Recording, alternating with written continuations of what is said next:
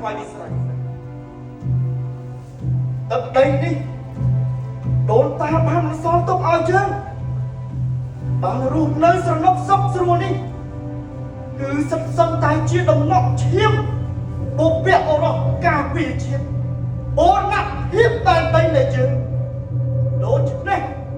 យើងត្រូវតែតស៊ូច្បាស់ការពារអាយុជីវិតចំពោះការឈ្លានពានរបស់ចៅសៀមនេះឲ្យបានថិតថេរគង់វង្សជារៀងរហូតទៅ